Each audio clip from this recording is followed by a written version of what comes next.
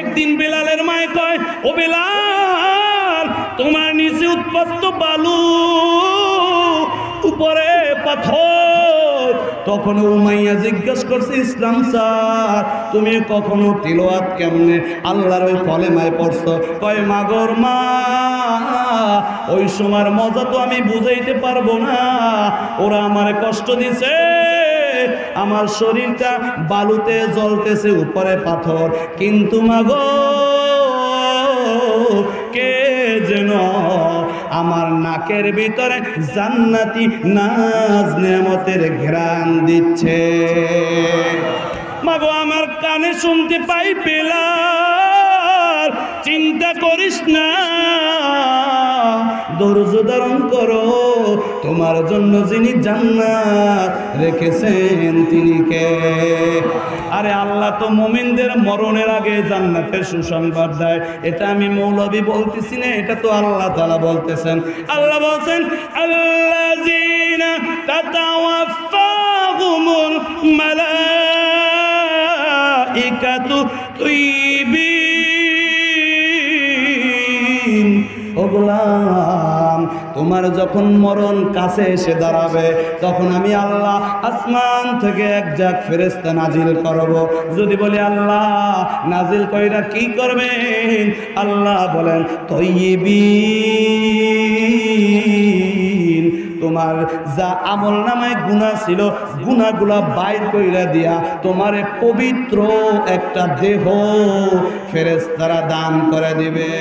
বলা হয় আশরাফ আলী থানভী রহমাতুল্লাহ আলাইহি, এই আশরাফ আলী থানভী রহমাতুল্লাহ আলাইহি, এই মানুষটা মুফতি শফি, যিনি মারিফুল কোরআন ওই কিতাবটা তাফসীরটা লিখেছেন, তার কাছে যেয়া জিজ্ঞাসা করলেন, ওস্তাদ জি, হাদিসে পড়েছি মায়ের দিকে বাবার দিকে মুহাব্বতের নজরে তাকাইলে, ভালোবাসার নজরে তাকাইলে, মায়ার নজরে তাকাইলে একটা কবুল হজের সওয়াব হয় তথা কাবা শরীফ তাওয়াফ করার সওয়াব দেয়। ওস্তাদ জি, জানতে চাই, একজন আল্লাহওয়ালা আহলুল্লাহ, যাদের জীবন আর যৌবন আল্লাহর কাছে বিক্রি করে দিয়েছে, এমন একজন শায়েখ, এমন একজন মুর্শিদ, এমন একজন আলেম, এমন একজন পীর, এমন একজন মাশায়েখের যদি দিকে কেউ তাকায় তাহলে কি হবে? মুফতি শফি বলছেন, থানভী, মায়ের দিকে বাবার দিকে নজর দিয়ে তাকাইলে কাবা শরীফের তাওয়াফের সওয়াব পাওয়া যায়। আর একজন এইভাবে হক্কানি আলেমের দিকে যখন মানুষ তাকায়, ওই কাবার মালিক তার আপন হয়ে যায়।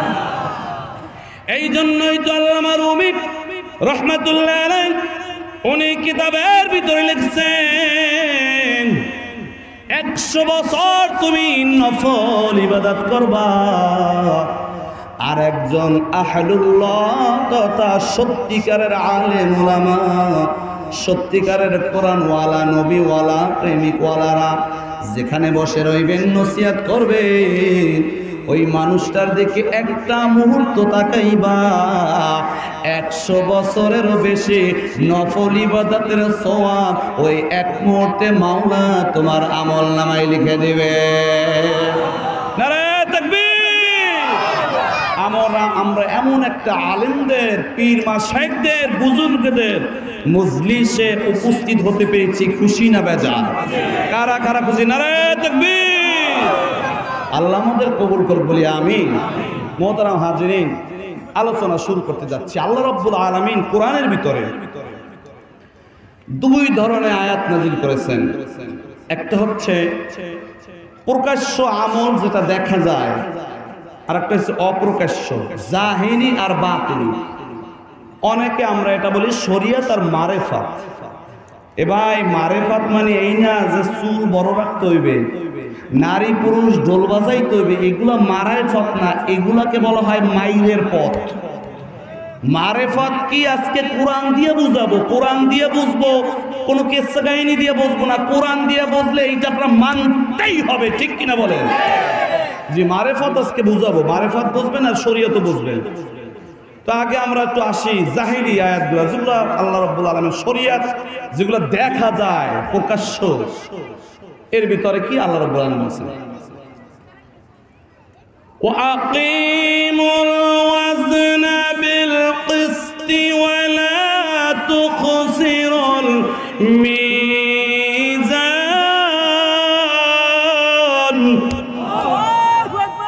আল্লাহ বলছেন তোমরা ওজন কায়েম করো। এখন আপনি যে একজনের মাইপটা দেবেন, এটা কি প্রকাশ্যে দেখা যায় না? না এটা মনের ভিতর বলে না না দিয়ে দিলাম, ওই আন্দাজে দিয়ে দিলাম। আন্দাজে দেওয়ার ইসলামের কোনো বিধান, তার মানে এই জায়গায় যে এই ওজন কায়েম করে এটা একটা শরীয়ত, এটা একটা প্রকাশ্যে জাহিরি আয়াত। আবার আসেন আল্লাহ রাব্বুল আলামিন বলেছেন ওয়াস্তাঈনু বিস-সাবরি ওয়াস-সালাহ ওয়া ইন্নাহা লাকাবীরাতুন ইল্লা আলাল খাশিঈন।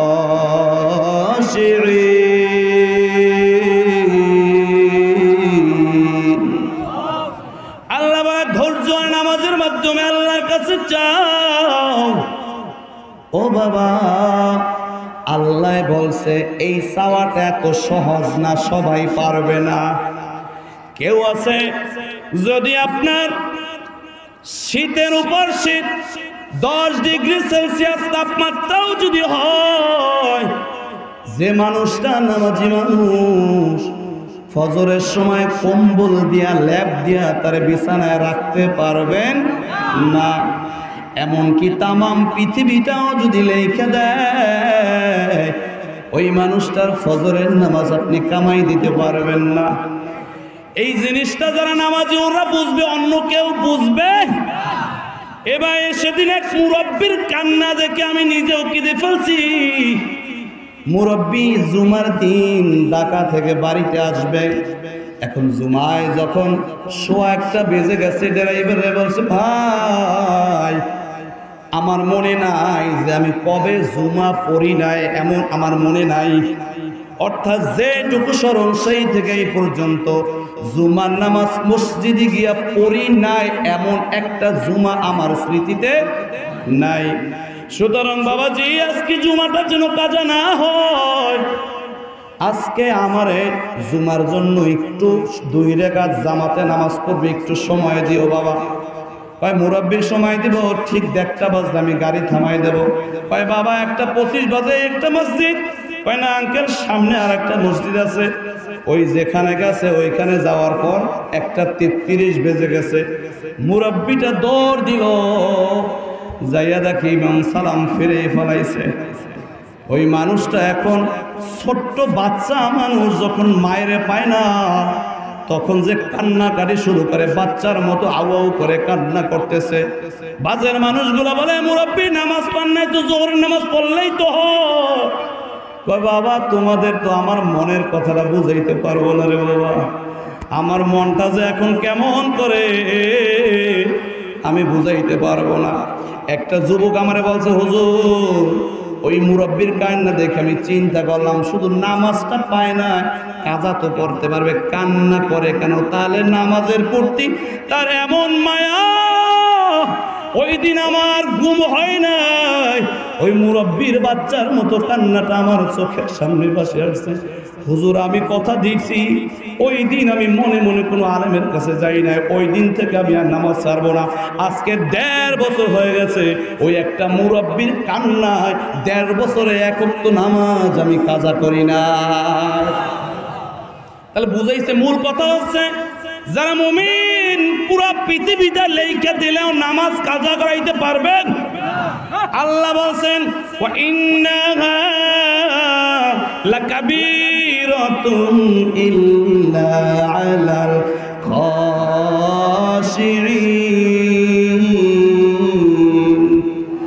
নামাজটা পড়া, ধৈর্য ধারণ করা অনেক কষ্ট, কিন্তু যারা মাওলা আমি আমারে ভয় করে যারা, ওদের জন্য কোনো কষ্ট না। ওরা যেখানেই থাকে না কেন আমি মাওলার কদমে সেজদাটা দিয়া দেয়। তাহলে নামাজটা একটা প্রকাশ্য আমল, সবাই দেখে, এটা গোপনে আদায় করার কোনো সুযোগ। অর্থাৎ নামাজটা মনে মনে পড়বেন, মনের নামাজ, দিলের নামাজ, এমন কোন নামাজ আল্লাহ নাজিল। যদি কোনো পীর সাহেব বলে যে আমি জাহেরি নামাজ পড়ি না, আমি মনে পড়ি, দিলে দিলে নামাজ পড়ি, ওইটারে জুতার দিয়ে পিড়ান লাগে। কারণ এমন কোন আয়াত আল্লাহ কোরআন শরীফে দেয় নাই যেই আয়াত দিয়া মনে মনে নামাজ পড়া যায়, ঠিক কিনা বলেন? এরপর আসেন জাহেরি আয়াত কে আল্লাহ বলছেন, ইয়া আইয়ুহাল্লাযীনা আমানু কুতিবা আলাইকুমুস সিয়ামু কামা কুতিবা আলাল্লাযীনা মিন ক্বাবলিকুম লাআল্লাকুম তাত্তাকুন।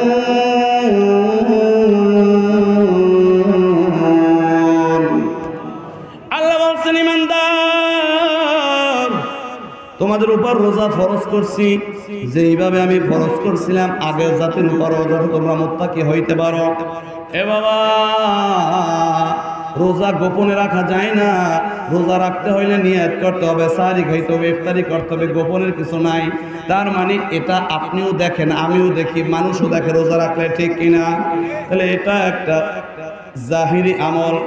নবী আমার এই আমলের ব্যাপারে বলছে, সাওমুলি ওয়া আনা উজজা বিহি, রোজাটা আমার জন্য রাখা হয়, এর পুরস্কার কোনো ফেরেশতা দেবে না, কেউ দেবে না, আমি আল্লাহ নিজে আমার কুদরতি হাতে গোলামরে লিখে দেব।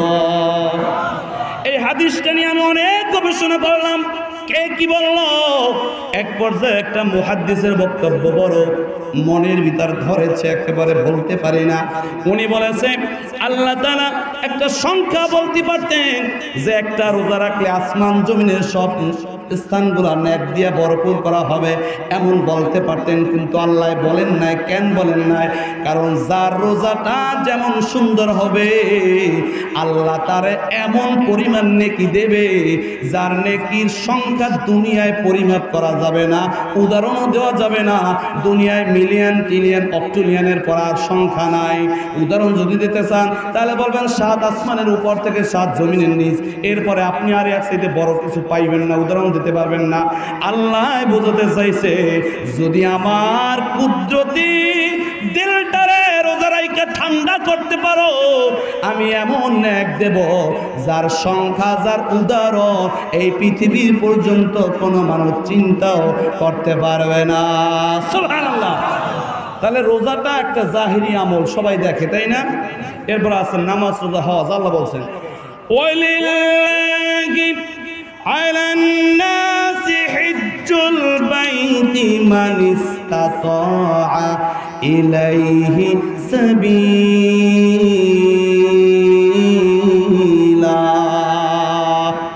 ওই ঘর পর্যন্ত যাদের টাকা পয়সা বা মাল আছে বা নিরাপদ আছে তারা হজ করতে যাইবে, এটা সবাই দেখবে, এখানে গোপনীয় কিছু নাই, এটাও জাহিরি আমল।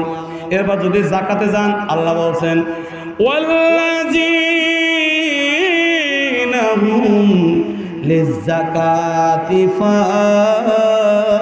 ফাইলুন, যাকাত তোমরা দাও, এ যারে দেবেন অন্তত সে দেখলেও দেখবে, এটাও একটা প্রকাশ্য আমল। এরপর যদি পাপের দিকে যান, আল্লাহ বলছেন, ওয়ালা তাকরাবুজ জিনা, বেবিচারের ধারে কাছেও যাইও না। ওই বেবিচার বড় নিকৃষ্ট, এটাও একটা প্রকাশ্য গুনাহ। তার মানে এতক্ষণ যা বললাম এটা গোপনীয় না, এটা সবাই চাইলেই দেখতে পারে, ঠিক কিনা? তাহলে এখন মারেফাতটা কি, যেটা দেখা যায় না, এই মারেফাতটার কথা আল্লাহ রাব্বুল আলামিন কোরআনে বলছেন। ওনারা মারেফাতের কি ব্যাখ্যা দেন আর কোরআনে আল্লাহ কি মারেফাতের ব্যাখ্যা দিছে শোনেন। তার আগে ওই মদিনাওয়ালার জন্য একটু হৃদয় দিয়ে 2টা বার দুরূদ শরীফ পড়ে, সাল্লাল্লাহু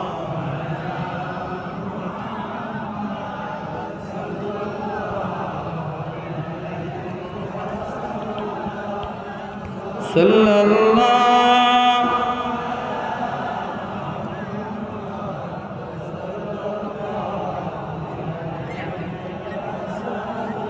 ওগো নবীজি দেও তো মোদের মানে না, কবে যাব ওই মদিনা মাওলা তুমি বলো না। সাল্লাল্লাহু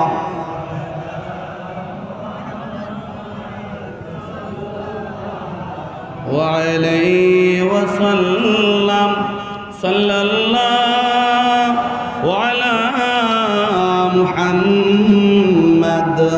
সাল্লাল্লাহু আলাইহি।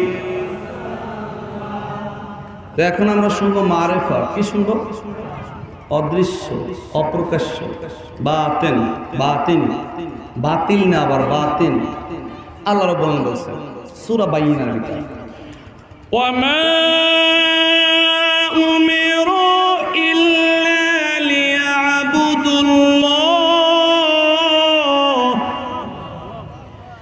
লিয়াবুদুল্লাহ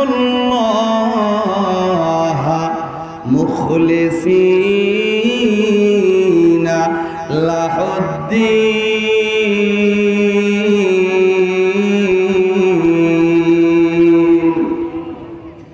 আল্লাহ রাব্বুল আলামিন আদেশ করেছেন, ইবাদত যখন করবা গো, ইবাদতের ভিতরে তুমি ইখলাস রাখবা।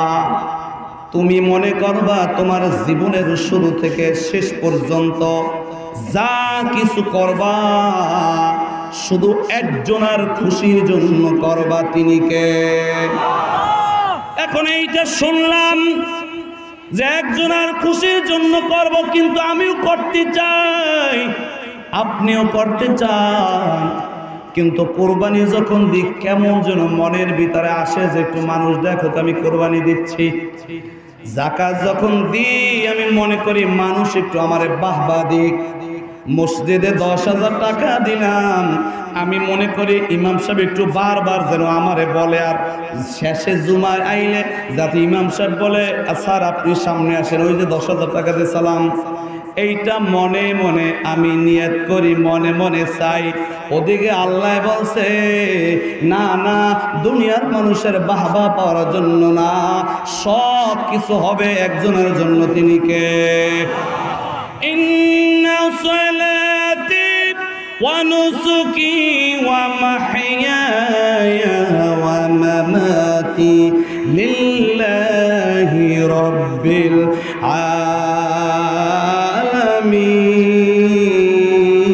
আলামিন। এখন এটা আসবে কিভাবে আমার সিনার ভিতরে? এইটা সিনার ভিতরে ফিট করতে হলে লোহা যেমন চুম্বকের কাছে মিলিত হয়, চুম্বকে আর লোহার একটা আকর্ষণে মিল্লা যায়, পরে ওই লোহার সাথে আর একটা লোহা মিললে ওটা ওই লোহার সাথে মিল্লা যায়। অথচ লোহাটা কিন্তু চুম্বক না, ওই চুম্বকের স্পর্শে একটু লাগছে বিদায় লোহাটাও এখন চুম্বকের কাজ করে। ওই চুম্বকের সাথে আর একটা লোহা লাগলে ওটাও আটকে যায়, তার সাথে আর একটা লাগলে সেটাও আটকে যায়, কারণ মূল চুম্বকের সাথে আমি লাগার কারণে আমিও চুম্বকের মতো হয়ে গেলাম। ঠিক কিনা?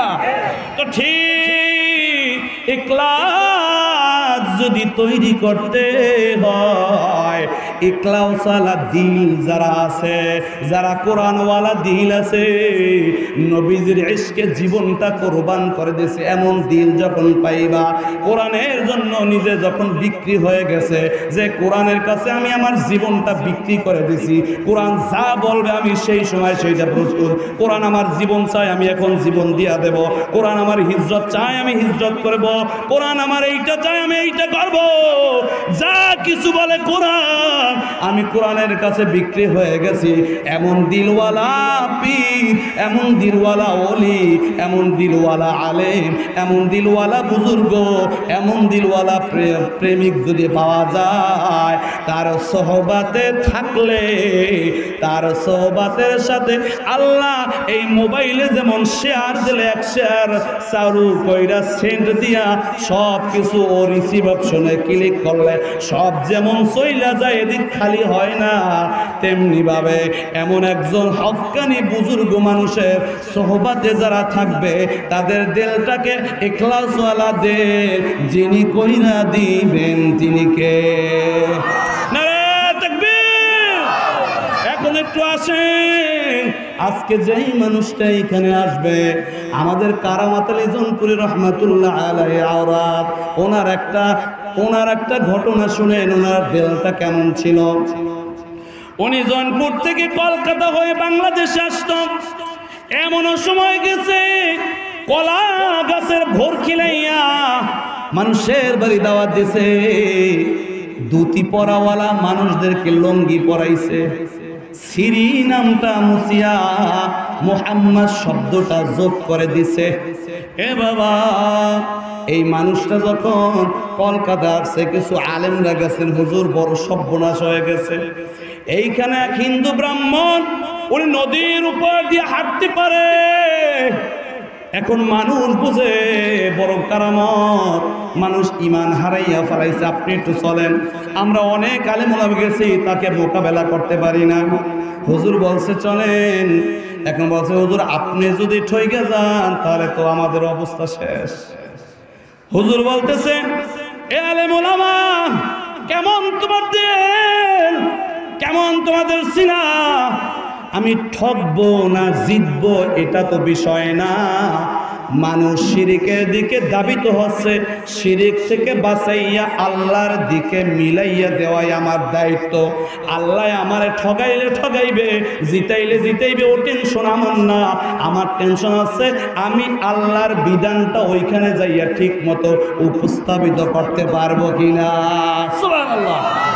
আল্লাহ আপনারে বলে নাই ওরে কান দিয়া মসজিদে আইনা নামাজ পড়াইয়া তারপরে বিদায় দিতে বলে নাই।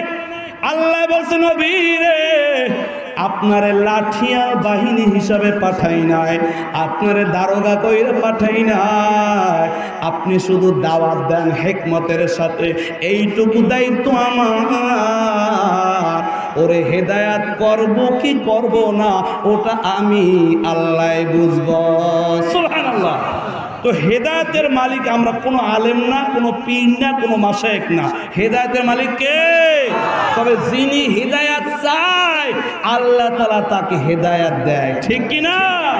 আর যদি মাহফিল কেউ শুনতে আসে, দেখি না ওনার কেমন অবস্থা, কণ্ঠটা কেমন, শের কয়টা কয়, কিচ্ছা কাহিনী কয় না, টান টুন কেমন কি দেখতে টিকে চলিয়া, মানে এই নিয়েতে বাজান মাহফিল আসলে কেমন তোমার মাহফিল শুনবেন, ভালো লাগবে, মাগার হেদায়েত কপালে জুটবে। তো কারামাত আলী জৌনপুর রহমতুল্লাহ আলাইহি এক ক্লাস নিয়ে এরপরে গেলেন নদীর কিনারায়, গেলেন, বললেন তুমি নাকি এই পানির উপর দিয়ে হেঁটে হেঁটে ওপারে যেতে পারো? বলে হ্যাঁ হুজুর যেতে পারি। এখন খেয়াল করে দেখতেছেন কারামাত আলী জৌনপুরী রহমতুল্লাহ আলাইহি যে ওটা কোনো কারামত তো দূরের কথা, ওটা কালো জাদু, আর ওর সাথে কিছু বেদরবি জিন আছে যে ওটারে সহায়তা করে। এই জন্য বাবারে, কারামত দেখলে বড় অলি, আর কারামত না হইলে অলি না, এটা কখনো ভাববেন না। কারণ কালো জাদু দিয়া আগুনের উপর থেকে পার হওয়া যায়, জাদুর মাধ্যমে নিচে বসে নারিকেল পারা যায়, জাদুর মাধ্যমে একটা গাছ, একটা তাবিজ দিয়ে আপনি কুফরি কালাম দিয়ে গাছটারে মাইরে ফেলাইবেন।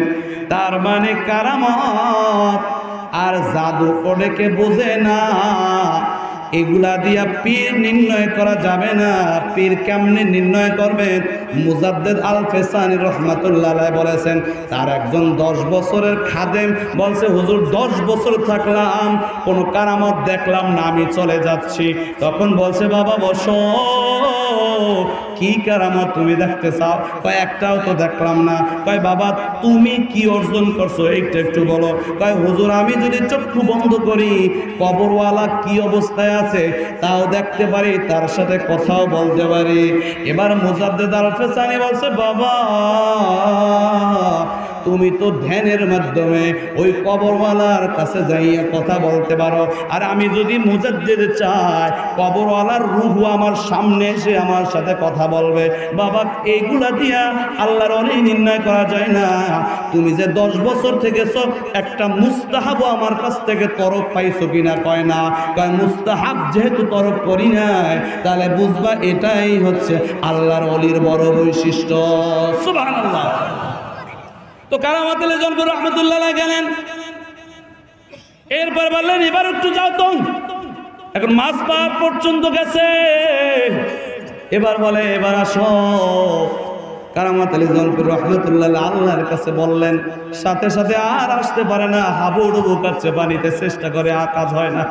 ওই শয়তানও শেষ, কালো জাদু শেষ, আর পারে না। কয় হুজুর আমারে বাঁচান। কয় তোমার তো আমি বাঁচাইতে পারবো না, বাঁচানের মালিক একজন, তিনি কে? এরপরে কিনারায় এসে বলছে এবার একটু আমারে দেখো।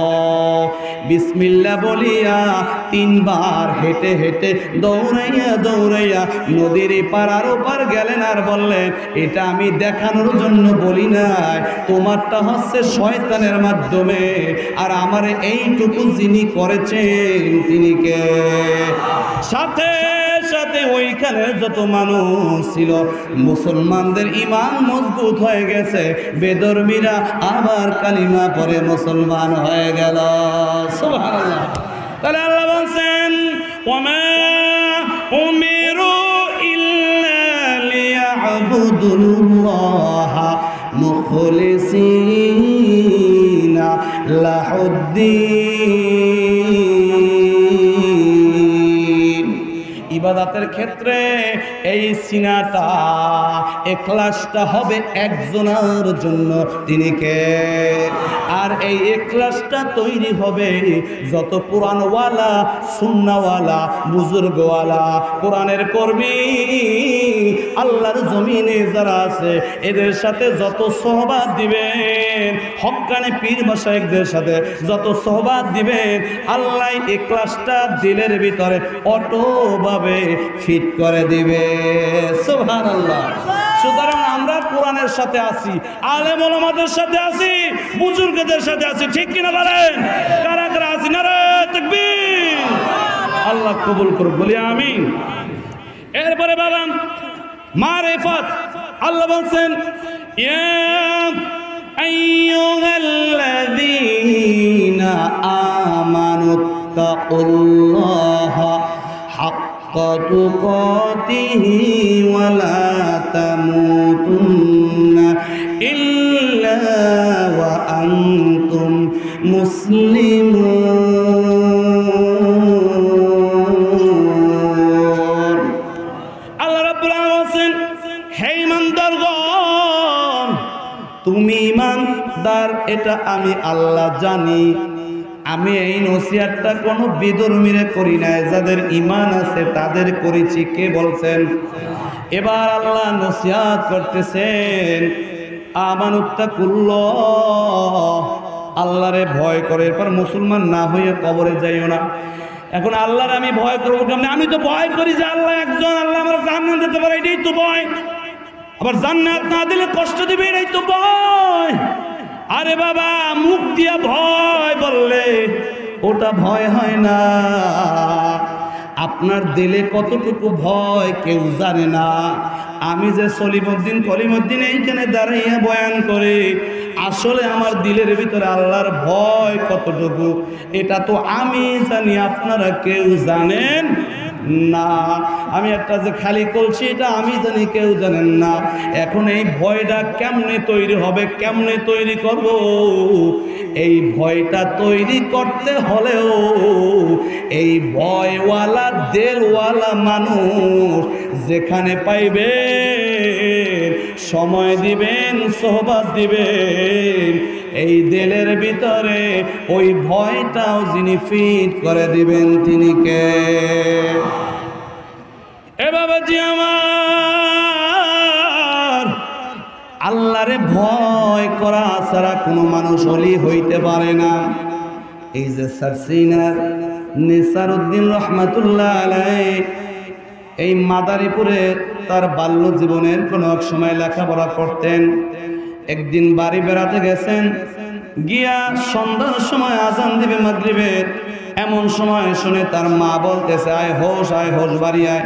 এই আমাদের গ্রাম অঞ্চলে হাত যে বেবে ডাকে, উনিও ডাকতেছে। সকালবেলা সেই কিশোর নেসার উদ্দিন রহমতুল্লাহ আলাইহি সব হাতগুলা খোপ থেকে বের করে একজন বন্ধু নিয়ে বিসমিল্লাহি আল্লাহু আকবার বলে জবাই দিয়ে দিয়েছে। মায় যখন দেখছে বলে বাবা এই হাঁসের ডিম বিক্রি কইরা তোমার বই খাতা আমি কিনা দেই, লেখাপড়া খরচ দেই, কেন কি করে ফেলাইলা? কয় মা গো তোমার আওয়াজটা ওই রাস্তায় বসে আমি শুনেছি মা, আমি শুনেছি হয়তো কোনো পুরুষ মানুষ গেলে তিনিও তোমার আওয়াজটা শুনবে মা। আমি তোমার আওয়াজ শোনা লাগে মানুষের এমন কোনো কাজ করতে দিব না মা। আর আমার লেখাপড়া নিয়ে টেনশন করতে হবে না, আমার লেখাপড়া দায়িত্ব যিনি নিবেন তিনি আমার কে। যেহেতু আমার বাবা নাই, কিন্তু আপনার আওয়াজ শুনে হাঁস পালার টাকা দিয়া ডিমওয়াল বিক্রি করার টাকা দিয়ে আমার লেখাপড়া লাগবে না। এই যে সিনার ভিতর তাকওয়া, এটা সোহবাতে হয়।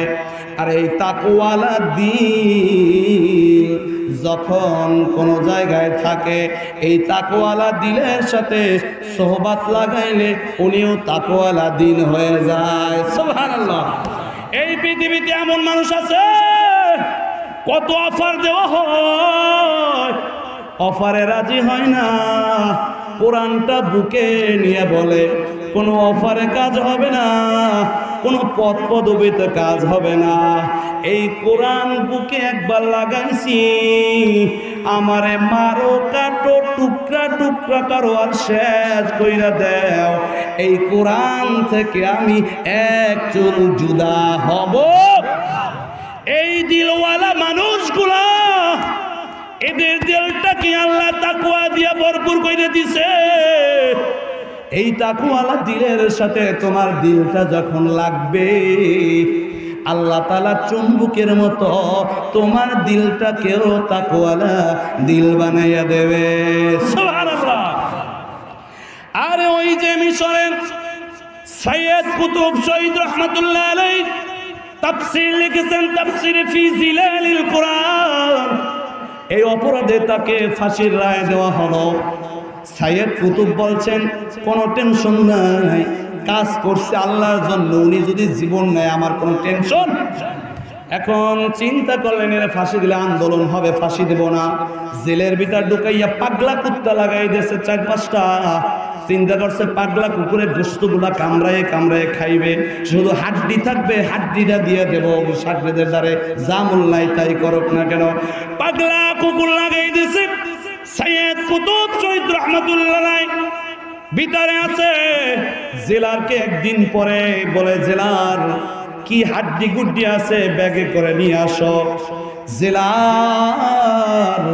জেলের গেট খুললেন, কামরা খুললেন, এরপরে দেখলেন সৈয়দ কুতুব শহীদ নামাজ আদায় করতেছে, আর পাগলা কুকুরগুলো চারদিক থেকে হুজুরকে পাহারা দিচ্ছে। নারে তাকবীর! যদি আল্লাহ রক্ষা করে, দুনিয়ার ছাতা মাথা কিছু করতে পারে না। এমন দিলওয়ালা মানুষের সোহবতে যদি থাকা যায়, তাহলে ওই তাকওয়ালার দিলটাও আমরে যিনি বানাইয়া দেবেন তিনি কে। এরপর আর একটা বাতিল আমল মারিফাত আল্লাহ বলছেন ওয়াল কাযিমিনাল গায়জ ওয়াল আফিনা আনিন নাস ওয়াল্লাহু ইউহিব্বুল মুহসিনিন।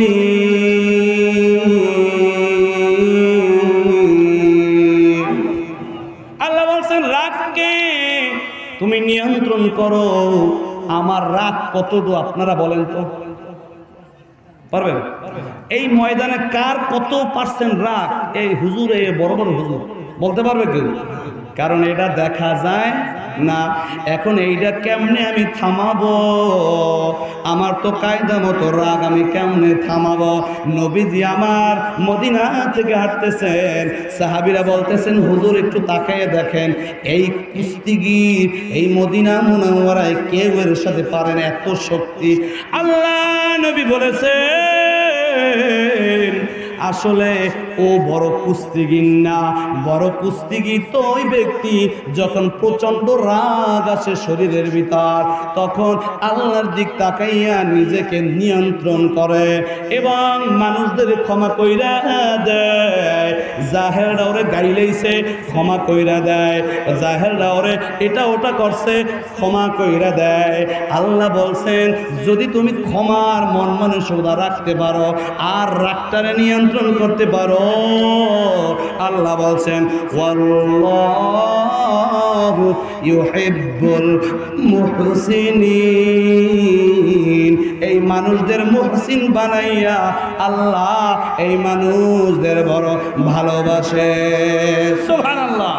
তাহলে এইগুলা আছে অপ্রকাশ্য, অথচ আল্লাহর করা নির্দেশ এগুলো মানতে হবে।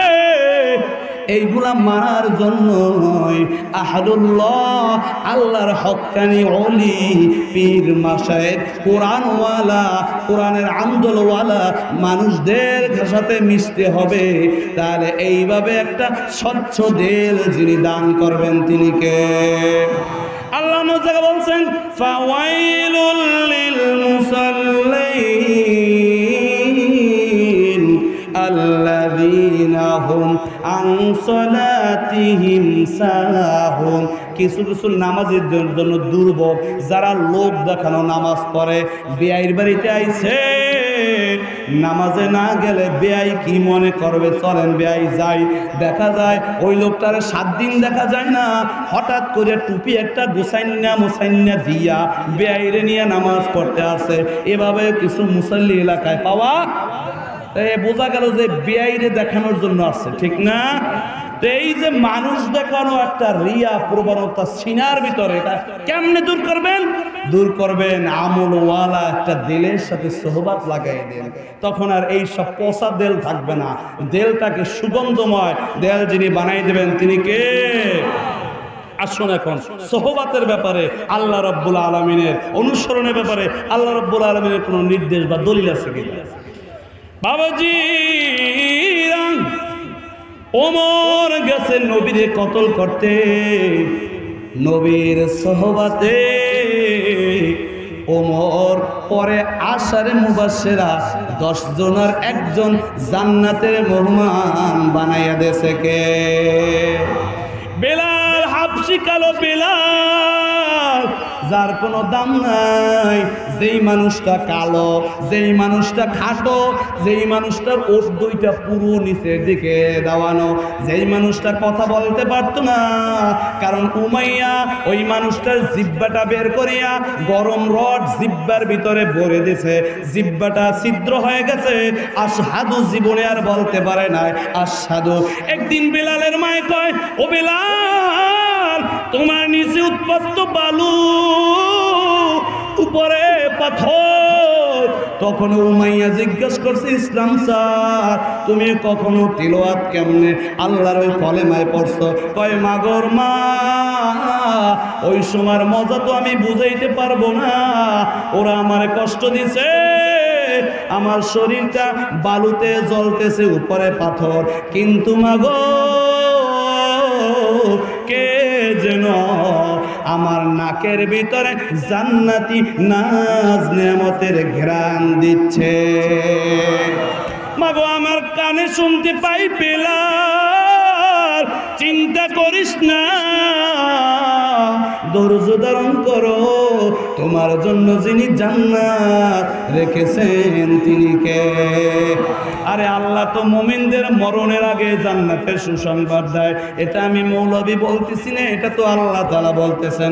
আল্লাহ বলছেন আল্লাযীনা তাতাওয়াফাহুমুল মালাইকা মালাইকাতু তাইয়িবিন।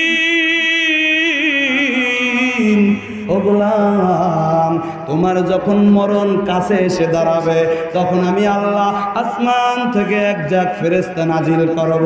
যদি বলি আল্লাহ নাজিল কইরা কি করবেন, আল্লাহ বলেন তাইয়িবিন,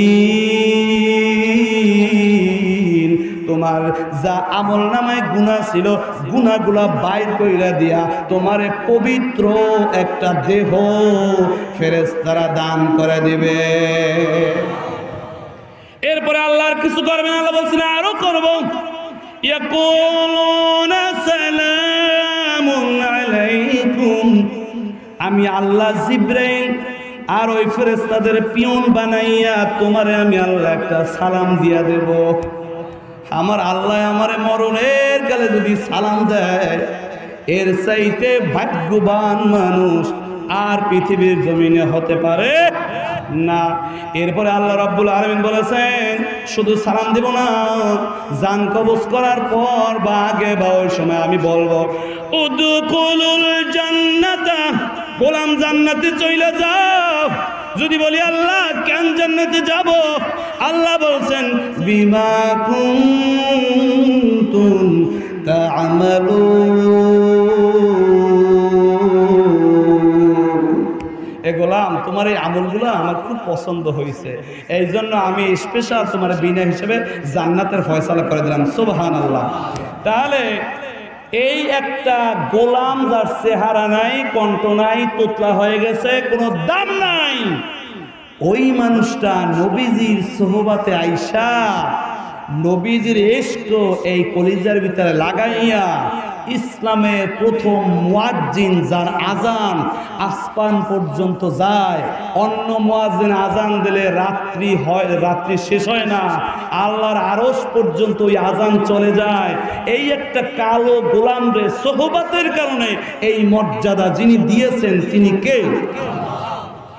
এখন আসেন বাবা, আমরা যে সূরা ফাতিহা পাঠ করি সুন্নতে মুআক্কাদা ওয়াজিব আর ফরজ মিলিয়া 32 বার 5 ওয়াক্ত নামাজে সূরা ফাতিহা পড়ি, আমরা সবাই পড়ি ইয়্যাকা না'বুদু ওয়া ইয়্যাকা নাস্তাঈন ইহদিনাস সিরাতাল মুস্তাকিম সিরাতাল্লাযীনা আন'আমতা আলাইহিম গায়রিল মাগদুবি আলাইহিম ওয়ালাদ-দাল্লিন। বলি সবাই আমিন।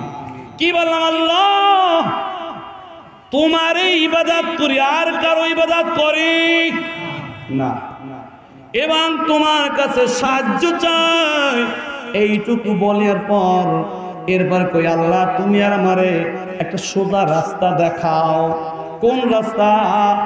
যেই রাস্তায় তোমার নিয়ামত প্রাপ্তরা চইলে গেছে, যেই রাস্তায় তারা চইলে গেছে, যেই রাস্তায় চলতে চলতে তাদের মরণ হয়েছে, অথবা যেই রাস্তায় চলতে চলতে তারা শহীদ হয়েছে অথবা শহীদ করানো হয়েছে, এই রাস্তাটায় তুমি আমাদের চলাও। তার মানে এই রাস্তায় যেই মানুষ চলছে ওই মানুষের সোহবাতে ওই মানুষের অনুসরণ করার তৌফিক আমাদের দাও। এই ওয়াজগুলা আমাদের যিনি করতেছেন তিনি কে? এখন বলি আল্লাহ তাআলা নিয়ামত কারা, মানে এই যে অনুসরণ করব এই মানুষগুলা কারা, এটার জবাব আল্লাহ দিয়েছেন। আবার ওয়ামান ইয়াতি'িল্লাহা ওয়ার রাসূল ফাউলাইকা মা'আল্লাযীনা আন'আমা আল্লাহু আলাইহিম মিনান নাবিয়্যিনা ওয়াস-সিদ্দীকিনা ওয়াশ-শুহাদা'i والصالحين وحسن أولئك رفيقا। আল্লাহ বলছেন যারা আল্লাহ আর যারা আল্লাহ রসুলের আনুগত্য করে যারা করেছেন, যারা করবেন, তারা নাবিয়িন, তারা সিদ্দিকিন, তারা সোহাদা, তারা সলেহিন। নবীর দরজা আমরা পাবো না, সিদ্দিকিন, এই সিদ্দিকিনদের দরজা কিয়ামত পর্যন্ত থাকবে। সোহাদা, যারা আল্লাহর জন্য শহীদ হয়, এই ধারা কিয়ামত পর্যন্ত থাকবে। সলেহিন, এই ধারাটাও কিয়ামত পর্যন্ত থাকবে। একটা শেষ হয়ে গেছে, তিনটা থাকবে।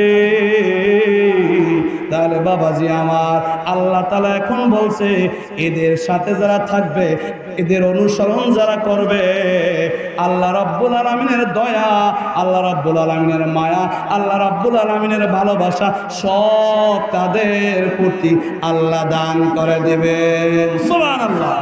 তার নবীন পাইনাই, সিদ্দিকিন, শুহাদা, সলেহিন, কিয়ামত পর্যন্ত এই তিন শ্রেণীকে জমিনের ভিতরে যিনি জিন্দা রাখবেন তিনি কে? তারা যেখানে আলেম, যেখানে পীর মাশায়েখ, যেখানে কোরআনের রাজের কর্মী, যেখানে কোরআনওয়ালা, যেখানে সুন্নাহওয়ালা, যেখানে দ্বীনওয়ালা, যেখানে আলেম দেখব, সময় একটু পাইলে তাদের সাথে সময় দিয়া সোহবত নিয়া জীবন তারে পরিশুদ্ধ করব। রাজি আছেন? এরপরে বাবা আমার, আল্লাহ সুবহানাহু ওয়া তাআলা কোরআনুল কারীমে নবীকে নিজে নির্দেশ দিয়েছেন, ওয়াত্তাবা সাবিলা মান আনাব ইন্নায়াকুম ইলাইয়া সুম্মা ইলাইয়া মারজিউকুম ফাউনাব্বিউকুম বিমা কুনতুম তা'মালুন। আল্লাহ রাব্বুল আলামিন বলেন, নবী আমার, যাদের বিশুদ্ধ অন্তর, যারা ইত্তাবাওয়ালা, এই ইত্তাবাওয়ালা বিশুদ্ধ অন্তর যেদিকে পাইবেন, আপনিও ওই অভিমুখী হইবেন, আপনিও তাদের সাথে মিলে যাইবেন। তার মানে এই আয়াতগুলা দিয়া বোঝা যাচ্ছে আহলুল্লাহ, ওলিয়া উলিয়া, হক্কানি পীর মাশায়েখ, হক্কানি কোরআনওয়ালা, হক্কানি আলেম, হক্কানি মসজিদের ইমাম, হক্কানি খানকার পীর, হক্কানি রাজপথের কোরআনওয়ালা, যেখানে যারে পাইব সোহবত নিয়া নিজে ধন্য হয়ে যাব। রাজি আছেন ভাই? নারে তাকবীর। মদিনাওয়ালার দিকে ধ্যান করে আবার একটু আমরা দুরূদের আওয়াজ তুলি। সাল্লাল্লাহু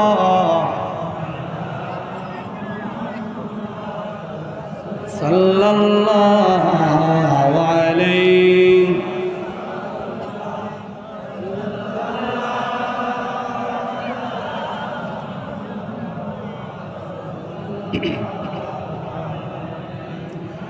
দরুদ শরীফ কবরে নূর জ্বালায় রে, তাই তো বন্ধু বেশি বেশি দরুদ শরীফ পড়রে।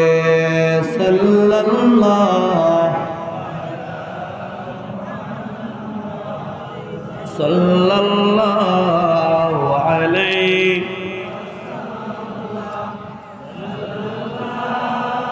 ওয়া আলা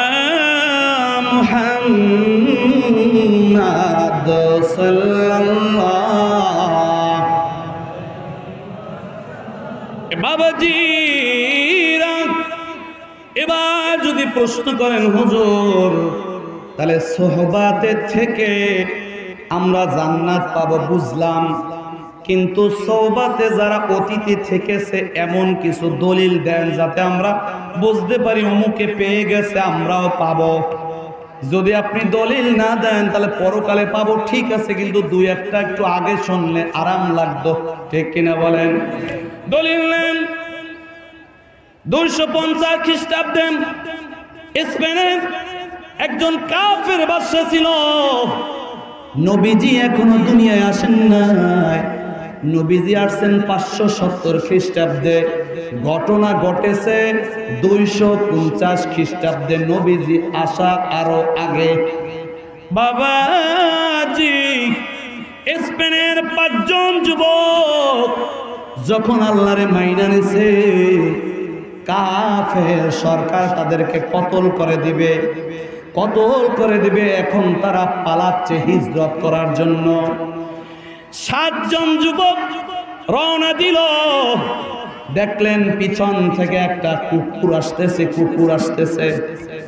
এখন যুবকগুলা বিরক্ত হয়ে গেছে, আমাদের পিছনে কুকুর কেন আসে? কুকুরের ধাওয়া করতেছে, কিন্তু কুকুর যায় না। কুকুর আল্লাহর কাছে কি যেন বলতে চায়, কিন্তু মনের ভাষাটা প্রকাশ করতে পারতেছে না। তাফসীরের ভিতরে আসছে কিছুক্ষণ পর কুকুরের জবান আমার মাওলা খুলে দিছে। আল্লাহু আকবার। কুকুর বলতেছে, ও যুবক, ক্ষতি করার জন্য তোমাদের কাছে যাই না, তোমাদের একটু সোহবত নিতে চাই। তোমরা কাফেরদের দুশমন, আল্লাহর বন্ধু। আমি যদিও নিকৃষ্ট প্রাণী, কুকুর আমার মতো নিকৃষ্ট প্রাণী আর নাই, তারপরও যেহেতু তোমরা আল্লাহর পরিবার হয়ে গেছো, আল্লাহর বন্ধু হয়ে গেছো, তোমাদের একটু সোহবত নেওয়ার জন্য, তোমাদের একটু নিরাপত্তার ব্যবস্থা করার জন্য, তোমাদের জন্য একটু কষ্ট করার জন্য, তোমাদের সোহবত নেওয়ার জন্য তোমাদের পিছে পিছে যায়। তোমাদের ক্ষতি করার উদ্দেশ্য আমি কুকুরের নাই। সুবহানাল্লাহ। এখন 7 যুবক, সূরা কাহাফের কথা, অনেক কথা, আমি শুধু মূল পয়েন্টটা নিয়ে আসলাম। 7 যুবক একটা গুহার ভিতর প্রবেশ করলেন। এবার আল্লাহ রাব্বুল আলামিন ওই কুকুরের ব্যাপারে কোরআন শরীফে আয়াত নাযিল করলেন। আল্লাহ রাব্বুল আলামিন বলেন, ওয়া কালবুকুম বাসিতুন যিরাআইহি বিল ওয়াসিদ।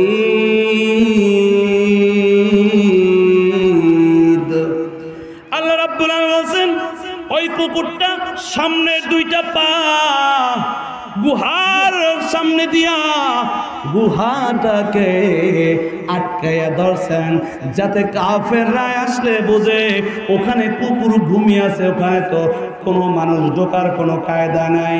এখন 1 দিন 2 দিন 3 দিন হয়ে গেছে, কুকুরের খিদা, কুকুরের পিপাসা লেগেছে, যাবে কি যাবে না। কুকুর চিন্তা করলো, এখান থেকে যদি আমি ওইটা যাই, আর যদি কাফেরের দলেরা আমার আল্লাহর এই 7টা প্রেমিক, আল্লাহর এই 7টা গোলামের উপর যদি আঘাত করে, আমার কুকুর আমি সহ্য করতে পারবো না। তখন বলছে, আল্লাহ, আমি ক্ষুধায় পিপাসায় মারা যাই, যাব, কোনো আপত্তি নাই, তবে তোমার গোলামের সোহবতে থাকিয়া নিরাপত্তার জন্য জীবনটা দিয়ে দিব, কোনো আপত্তি নাই। তোমার প্রেমিকদের আমি কুকুর নিরাপত্তাহীনতা দিয়া এখান থেকে খাবারের জন্য বের হব না। সুবহানাল্লাহ, নারায়ে তাকবীর। আল্লাহ রাব্বুল আলামিন এর নবী বলেছেন, ও দুনিয়ার মানুষ, কিয়ামতের ময়দানে এই পৃথিবীর জমিনে একটা কুকুর জান্নাতে যাবে। সেই কুকুরটা কোন কুকুর জানোনি? ওই যে আল্লাহর প্রিয় গোলামে একটু সোহবত নিছে, নিরাপত্তার ব্যবস্থা করেছে, এই কুকুরটারে আল্লাহ তাআলা মানুষ বানাইয়া সোহবতের কারণে, আল্লাহওয়ালাদের সাথে থাকার কারণে, ভালোবাসার কারণে, নিরাপত্তা দেওয়ার কারণে কুকুরটারও যিনি জান্নাত দিয়ে দিবেন, তিনি কে? এ বাংলাদেশের মানুষ, যদি এমন কখনো যে আলেমরা বিপদে পড়ে গেছে, একটু সাহায্য করিও, নিরাপত্তার একটু ব্যবস্থা করিও। নিরাপত্তা যদিও দিবে আল্লাহ, কিন্তু নিরাপত্তা যদি আপনার উসিলায় হয়, আল্লাহ হয়তোবা এই আলেমদের একটু সোহবতের কারণে, নিরাপত্তা দানের কারণে যিনি খুশি হইয়া জান্নাত দিতে পারেন, তিনি কে? নারায়ে তাকবীর। বাবাজি, খেজুর গাছ, মরা খেজুর গাছ উস্তুনে হান্না না, এটা সবাই জানেন। এই নবী যেই খেজুর গাছের উপর ওইটা খুতবা দিতেন, ওই যে এক মহিলা বলছিল, হুজুর ওইটা আমার পছন্দ হয় না, আমার গোলাপ বড় মিস্ত্রি, আমি নিজে একটা মেম্বার বানাইয়া আপনারা দিব। যেদিন মেম্বার বানাইয়া দিল, তখন নবী আমার সাহাবীরা ওইটারে পাশে রাইখা নবী আমার নতুন মেম্বারে ওয়াজ করতেছেন, বয়ান করতেছেন। খেজুর গাছটা কান্না শুরু করে দিল।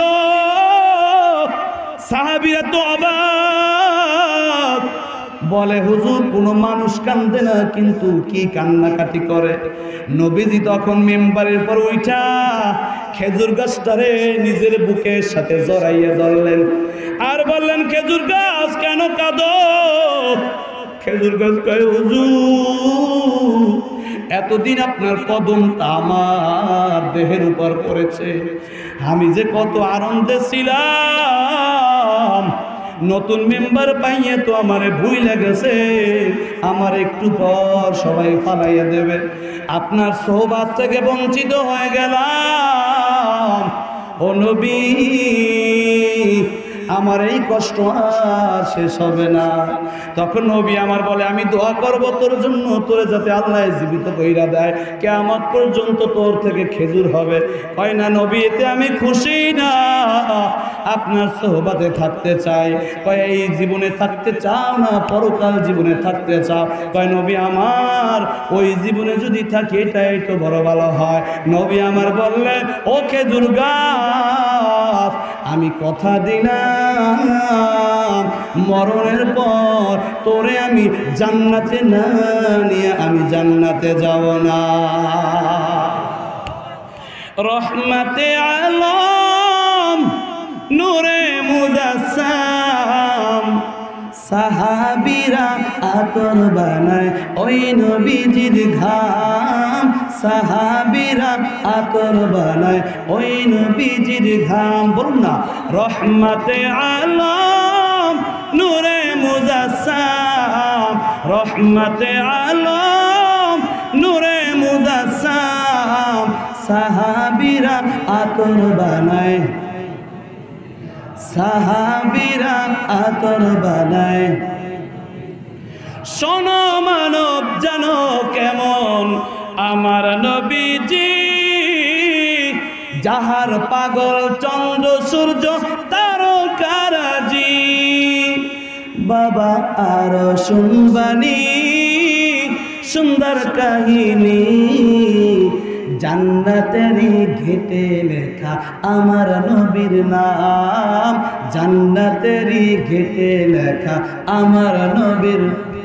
রহমতে আলম নূরে মুজাসসাম, রহমতে আলম নূরে মুজাসসাম, সাহাবীরা আতর বানায় ওই নবীজির ঘাম, সাহাবীরা।